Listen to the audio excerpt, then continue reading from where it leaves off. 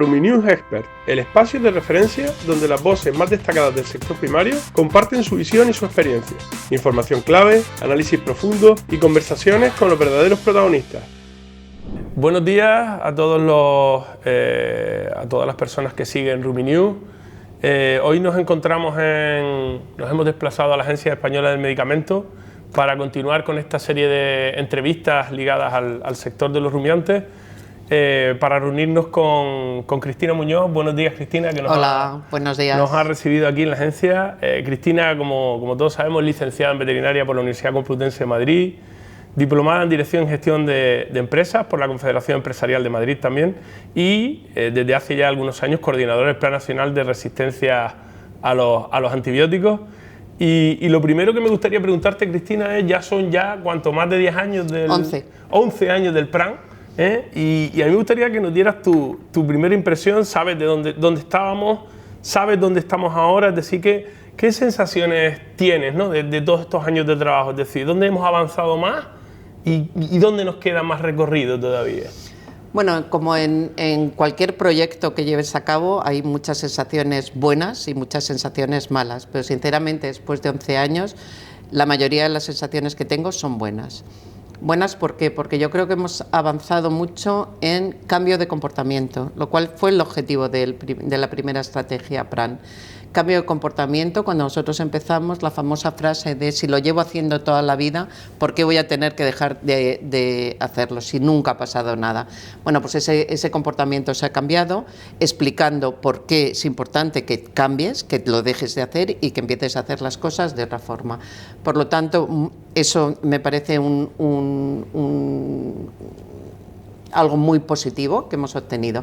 Luego, otra cosa muy importante es que el conocer a los sectores de cerca, he podido aprender lo profesionales que son, la gente tan profesional que trabaja. No es fácil la vida allí en el campo, el día a día, enfrentándote a muchas cosas, y a pesar de eso, de forma voluntaria, han cooperado, han participado de una forma muy activa y bueno, ahí están los resultados. Quiero decir, hemos conseguido unos resultados que realmente son el asombro de Europa, el haber conseguido esos resultados solo en el plazo de 10 años.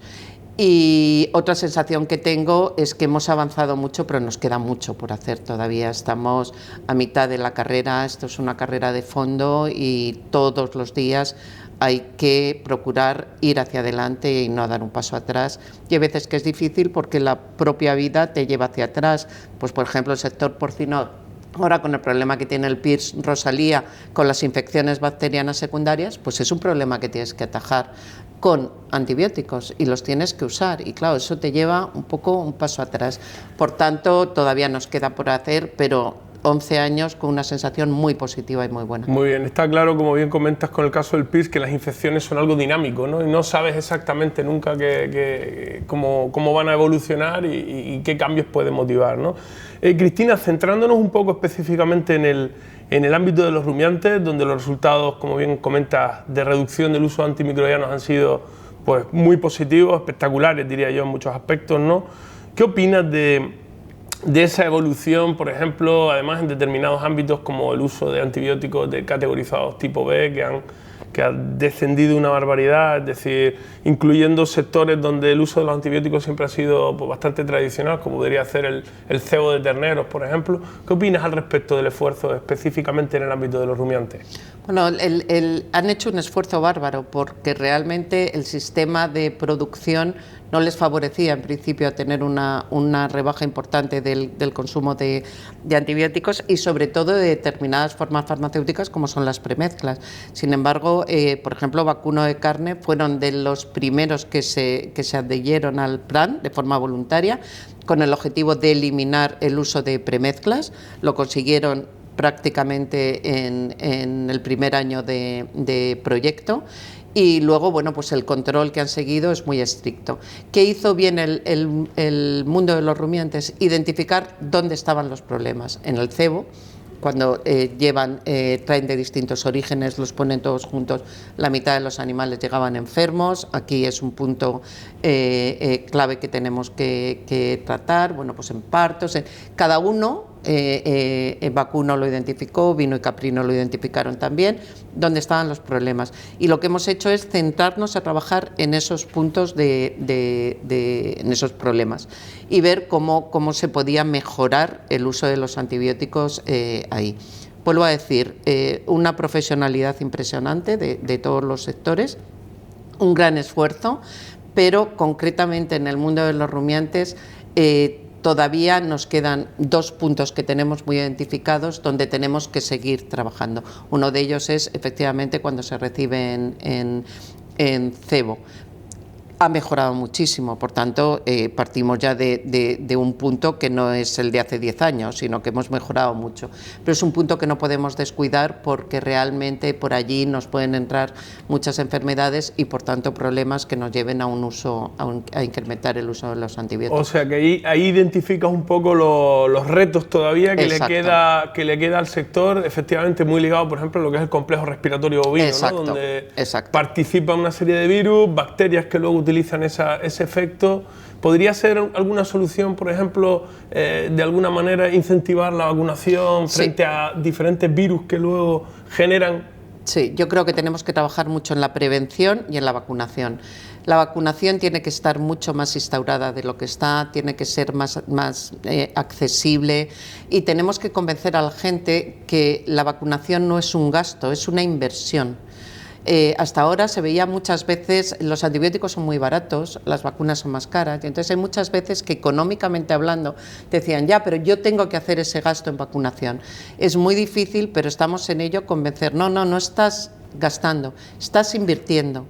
Y es más, lo que estás haciendo es ahorrar a futuro, porque estás invirtiendo en prevenir enfermedades. Y todo lo que sea prevenir una enfermedad, desde el punto de vista ya no de salud, que también, sino desde el punto de vista económico, te va a beneficiar, porque vas a tener una mejor producción, los animales van a estar mejor, van a tener mejor índice de conversión, etcétera, etcétera, etcétera. Por tanto, la vacunación es una gran inversión que estás haciendo a futuro.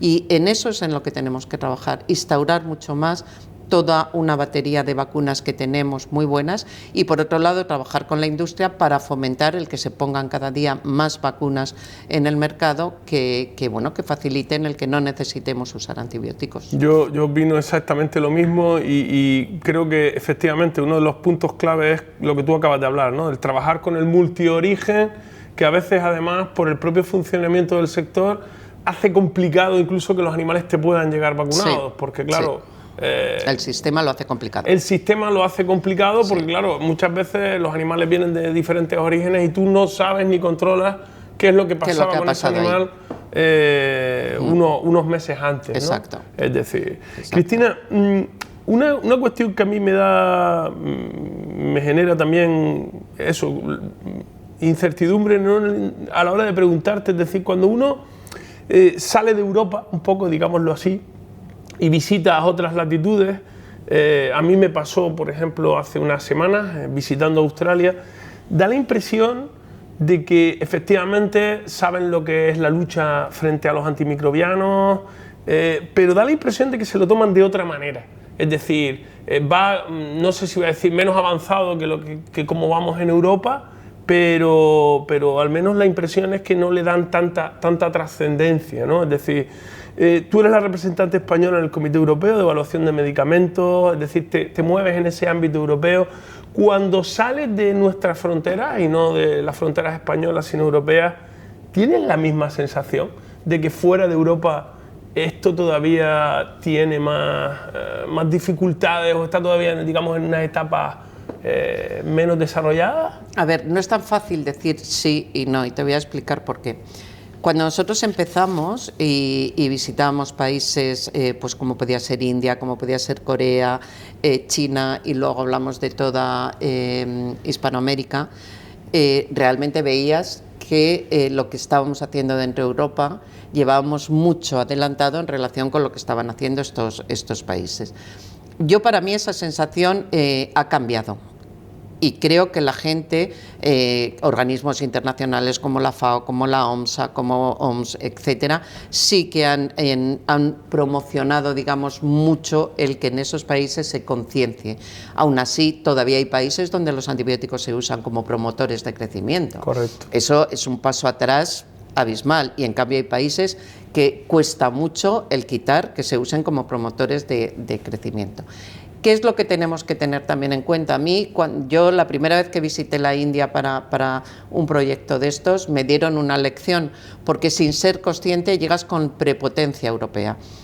Yo os voy a decir cómo se hace esto. Y claro, una vez que llegas a su realidad, te dicen, vale, eso es, perfecto, precioso. Ahora ponlo en marcha aquí, donde en 100 kilómetros no teníamos ni el mismo idioma, ni la misma religión. Esos señores no pueden tocar las vacas porque son sagradas, estos señores no pueden tocar a estos señores porque son los intocables. Es decir, es una cultura que tú tienes que tener en cuenta a la hora de hacer proyectos, con lo cual no puede ser tan fácil.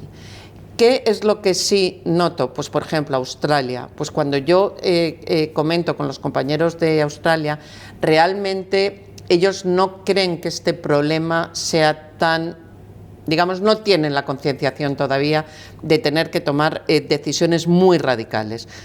Tenemos tiempo, vamos poco a poco, vamos modificando, vamos haciendo.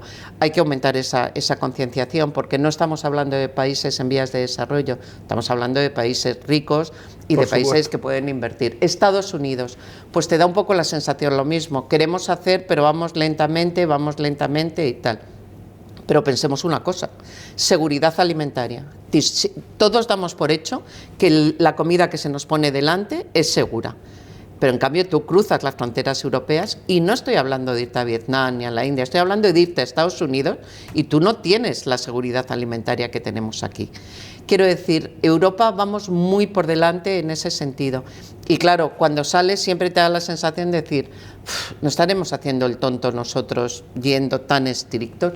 Yo primero creo que no lo estamos haciendo, es un problema que requiere medidas radicales, y luego creo que tenemos que presionar cada vez más, y creo que lo estamos haciendo colaborando para que esta concienciación que tenemos en Europa sea general, porque esto es un problema mundial, y si nosotros lo hacemos muy bien pero el vecino lo hace mal, no vamos a solucionar prácticamente nada. Coincido plenamente contigo, y de hecho creo que sucede exactamente igual, ya no solo con el problema de la resistencia a los antimicrobianos, sino con el propio control de las enfermedades. Sí. Es decir, cuando la OMS hace unos años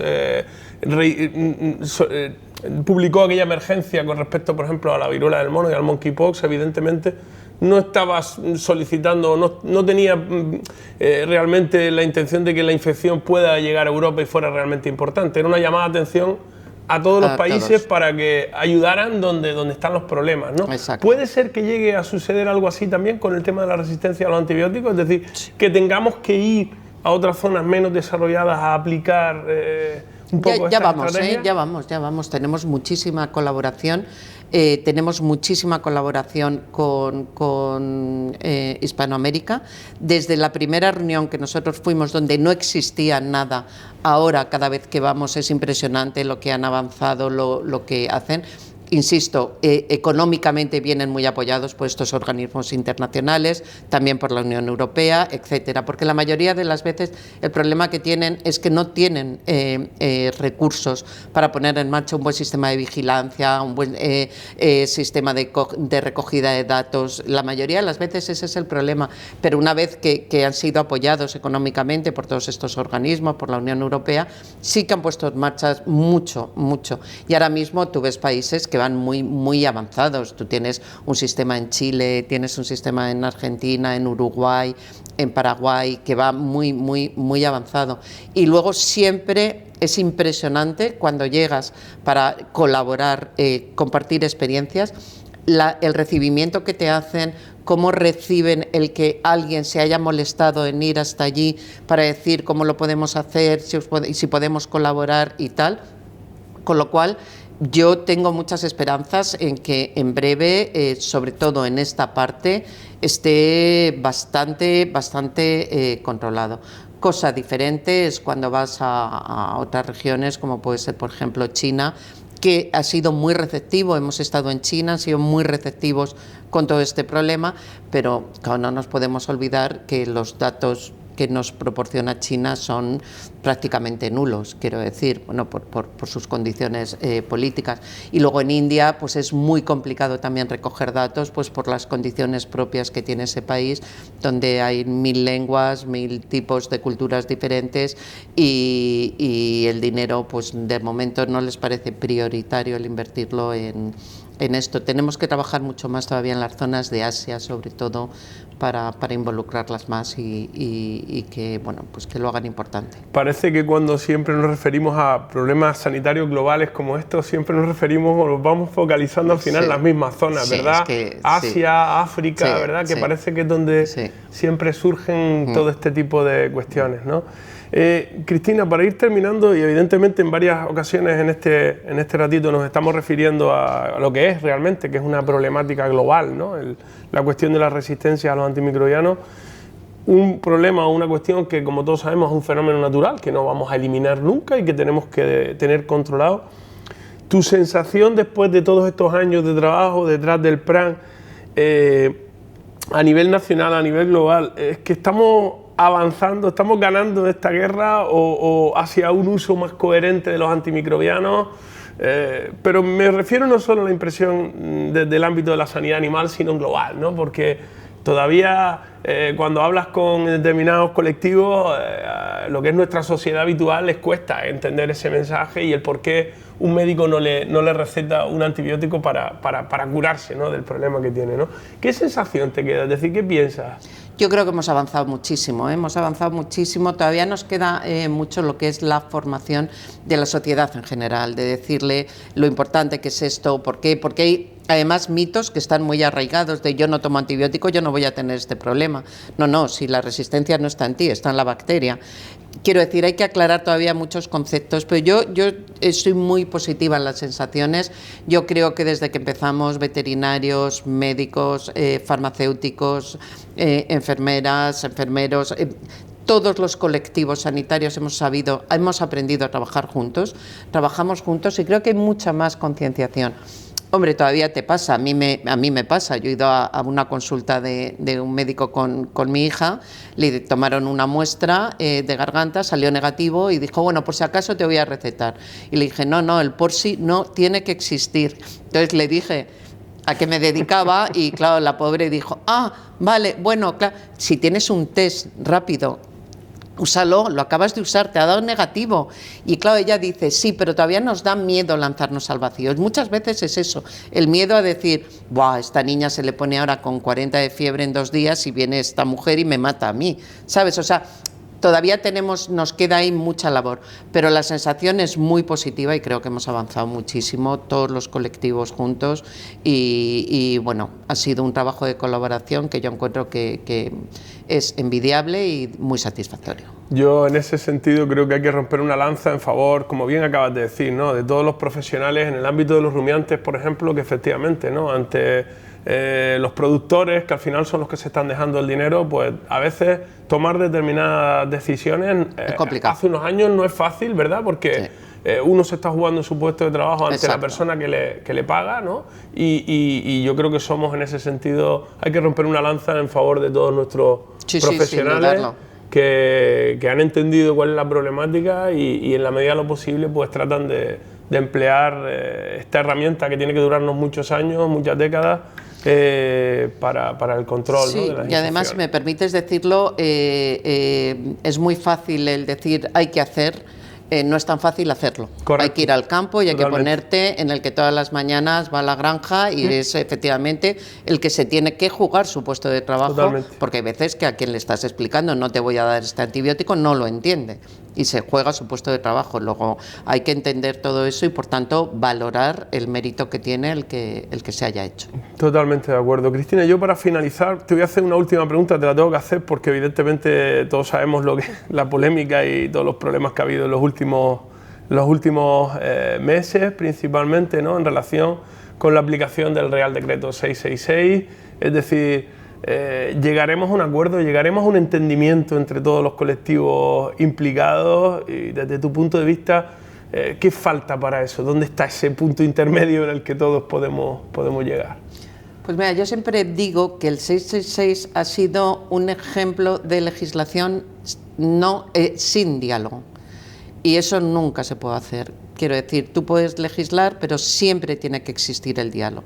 Esta legislación nos ha venido en parte dada, porque tenemos un reglamento que no podemos decir nada, desgraciadamente, y en parte desarrollada aquí. Yo creo que la intención de todos será la misma, vamos a conseguir un buen uso de los antibióticos, vamos a preservar. Pero yo creo que siempre tienes que dialogar, explicar por qué es esto, escuchar. Por lo que te acabo de decir, es que no es lo mismo decir vamos a hacer que ir a tu clínica, a tu granja y hacerlo.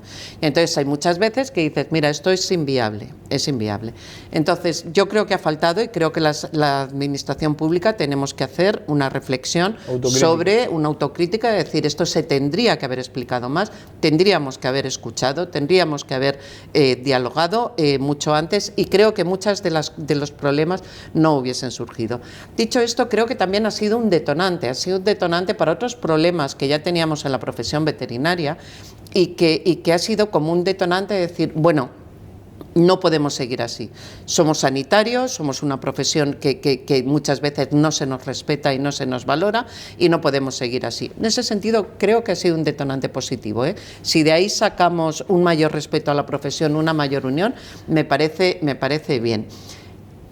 Sinceramente, los problemas que genera el 666 creo que son solucionables, con una excepción que a mí me parece lo más grave y que nunca la escucho en nuestros colegas, que es la aplicación del artículo 106, que nos obliga a usar un medicamento tal y como pone el prospecto. Soy la primera que estoy en contra de eso. España fue, junto con Suecia, los únicos países que dijimos a lo largo de todo el desarrollo de la legislación, eso es inviable, eso en la vida real no lo puedes hacer, porque te encuentras con un animal con una alteración renal que le tienes que ajustar, te encuentras con 1000 cosas. ¿Cómo vas a seguir el prospecto en una anestesia? Si depende de qué vayas empleando y qué vas haciendo, es inviable. Pero eso no es nuestro, eso nos viene de Europa. Y en eso sí que estamos trabajando para ver qué soluciones le podemos dar desde aquí para evitar ese que es un problema real, del que somos conscientes y además en el que estamos de acuerdo, que nos genera un problema horroroso. El resto, yo creo que todo es, insisto, diálogo. Escuchar exactamente qué es lo que os pasa, exactamente dónde está el problema, y para todo hay solución, estoy convencida. Por tanto, sí, creo que con diálogo, con entendimiento y escuchando a la gente podremos llegar a buen puerto. Muy bien, pues ojalá que sea así por el bien de todos y por el bien de la profesión principalmente. Exacto. ¿No? Y bueno, pues nada, yo solo me resta pues agradecerte, Cristina, la amabilidad de recibirnos aquí en tu casa el día de hoy y contestar pues algunas cuestiones que creo que todo el sector de los rumiantes pues le interesa saber un poco cuál es la evolución y la opinión, ¿no?, de los estamentos que están al mando de toda esta guerra contra los antimicrobianos.